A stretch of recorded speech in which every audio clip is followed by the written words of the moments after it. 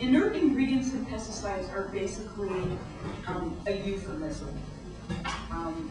Way back in 1972, when our country passed the modern pesticide law, the federal law that applies to the whole country, they figured out that there was a way that they could make the requirements that were written into the law easier for pesticide companies to deal with.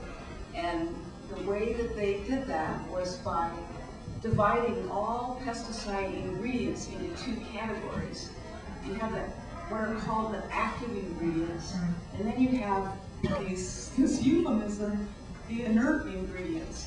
And you'd think from hearing those names that this is, active ingredients are the ones you should worry about, and inert ingredients are, well, they don't do much, they're inactive, they're harmless, but in fact, that's not the case. The pesticide companies basically get to decide what's an active ingredient and what's an inert ingredient, and they get to keep the inert ingredients secret. At least that's what they tell everybody.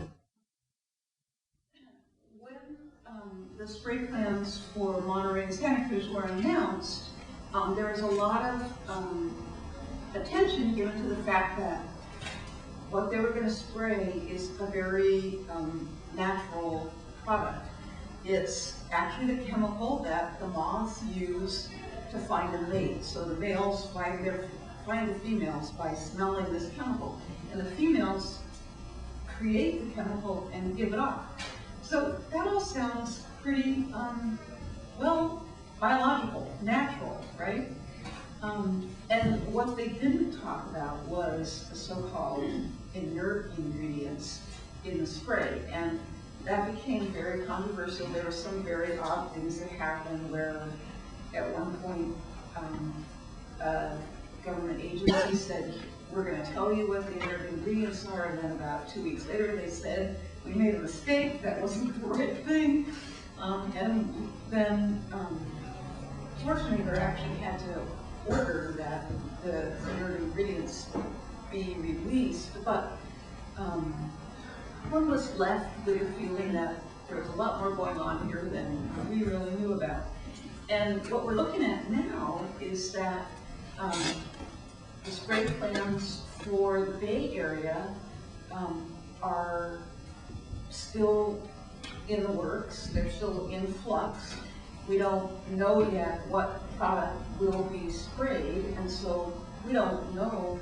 I mean, even if they tell us, we don't know what the inert ingredients are. So we're looking at a bunch of unknowns. But here's kind of the important things to remember about inert ingredients. There's, relative to what's required of the so-called active ingredients, there's almost no testing requirements for inert ingredients. And in particular, what's really missing are tests where they look at the combination. Because that's, of course, what you're breathing in when you're in a spray zone. But that's just practically not tested at all. And in particular, for the things that I think many of us really care about, like, does this pesticide cause cancer? Does it cause birth defects? Does it cause miscarriages? Does it cause genetic damage? All of those things are just unknown. It's hard for us to talk about them because there's no information, there's no testing.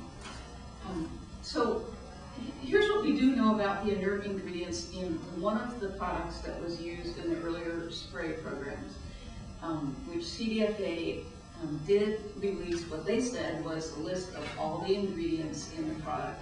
So what I did was just a really quick search in a database that's maintained by the National Institutes of Occupational Safety and Health. It's called the Registry of Toxic Effects of Chemical Substances, and it just compiles all of the published literature about a particular chemical.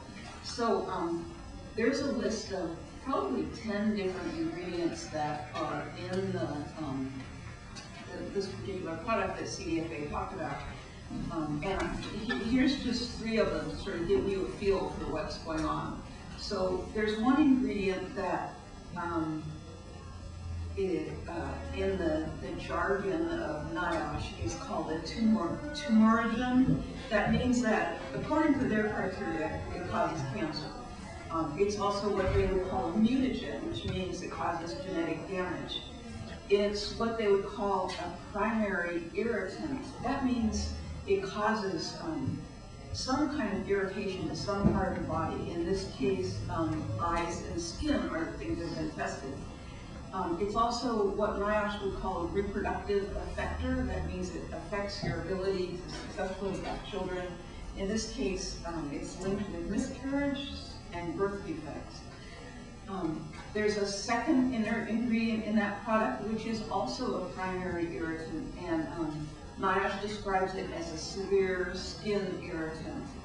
There's a third ingredient, which NIOSH says is a mutagen. Again, that means it causes genetic damage, and is also a primary irritant, causes allergic responses. So you can see that all of these health effects that Isabel collected after the spray program could, in fact, be related to these ingredients. We need to know what it is we're going to be breathing in when we get sprayed, and we can't accept some kind of legal euphemism like, oh, they're just inert, don't worry. No, and we need information about what those chemicals do to us and other plants and animals that live here with us.